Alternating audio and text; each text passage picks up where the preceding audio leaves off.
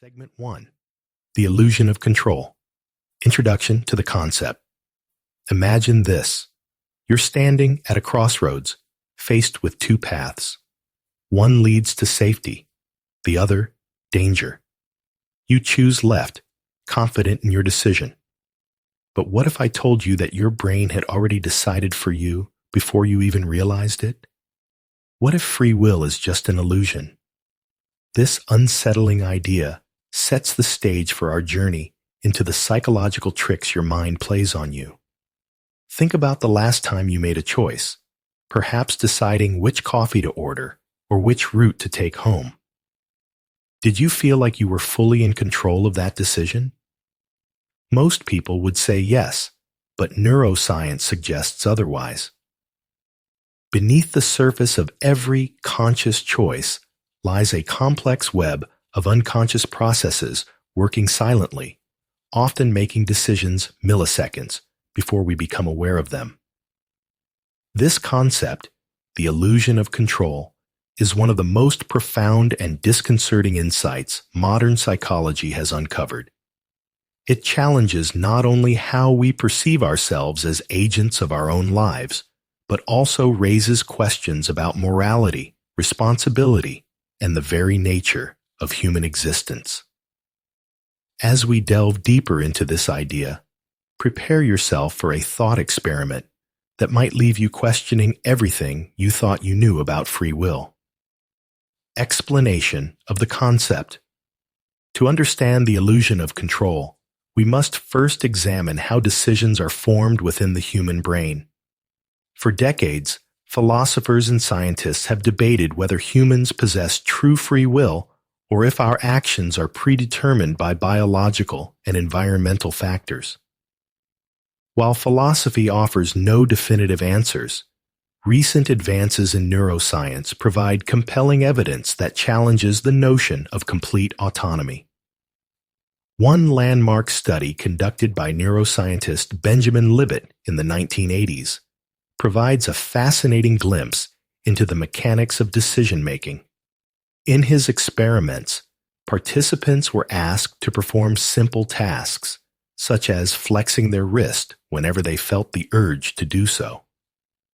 They were instructed to note the exact moment they became aware of their intention to act by observing a clock dial. Simultaneously, researchers monitored the participants' brain activity using electroencephalography, EEG. What Libet discovered was astonishing. Neural activity associated with initiating movement, a phenomenon known as the readiness potential, occurred up to 300 milliseconds before participants reported becoming conscious of their decision to move. In simpler terms, the brain had already begun preparing for the action, well before the individual consciously decided to execute it. At first glance, these findings seem to suggest that our sense of agency is merely an afterthought, a retrospective justification created by the brain to maintain the illusion of control. If decisions are made unconsciously, then what role does consciousness play in shaping our behavior?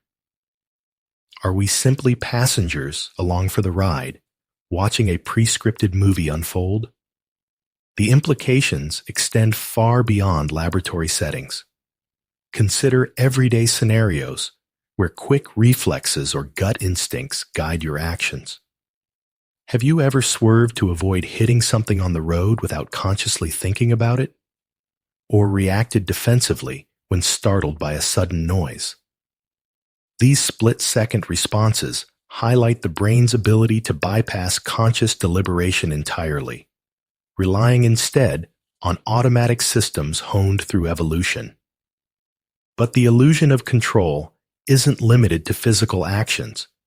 It permeates nearly every aspect of life, from minor choices like picking out clothes to major life-altering decisions such as choosing a career path or entering a relationship. We tell ourselves stories about why we make certain choices, attributing them to rational thought or careful consideration.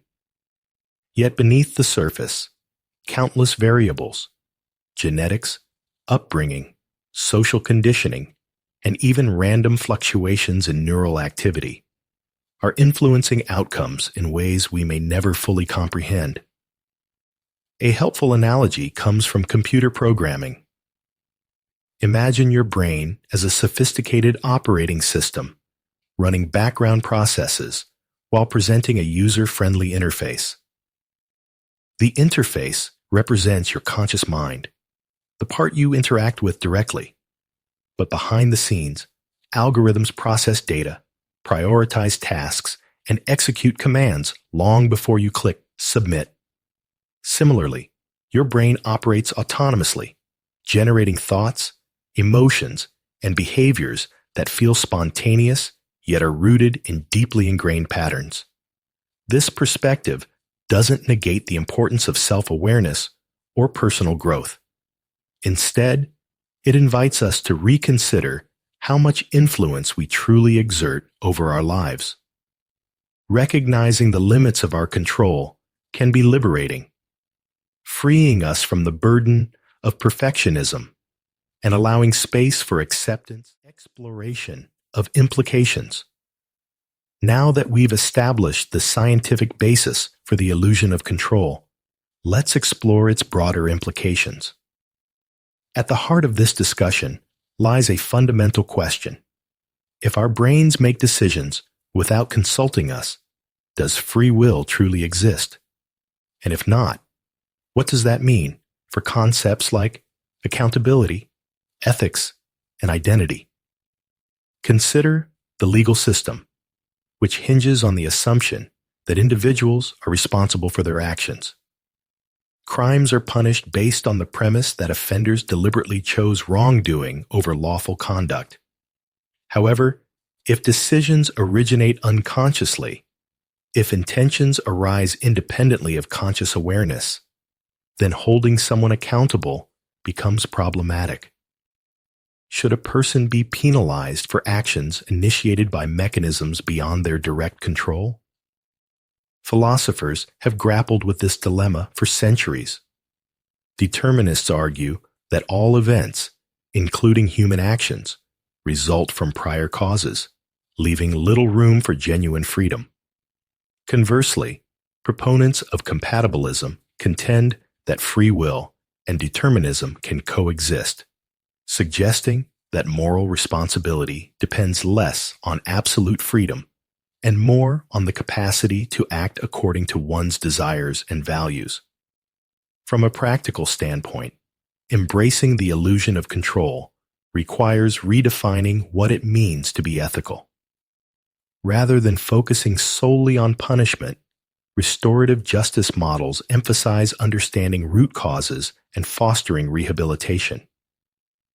By acknowledging the interplay between biology, environment, and circumstance, society can develop more nuanced approaches to addressing harm and promoting healing. On a personal level, recognizing the illusion of control encourages humility. How many times have you taken credit for successes or blamed yourself for failures, assuming full responsibility for outcomes? While ambition and perseverance undoubtedly contribute to achievement, external factors often play a significant role. Similarly, setbacks aren't always indicative of personal shortcomings. They may stem from forces outside your purview. Moreover, the illusion of control intersects with existential themes surrounding purpose and meaning. If life unfolds according to predetermined scripts, does striving for goals still hold value? Some might argue that the pursuit itself imbues existence with significance, regardless of ultimate outcomes. Others find solace in relinquishing the illusion altogether, adopting a mindset of surrender akin to spiritual practices like mindfulness or stoicism.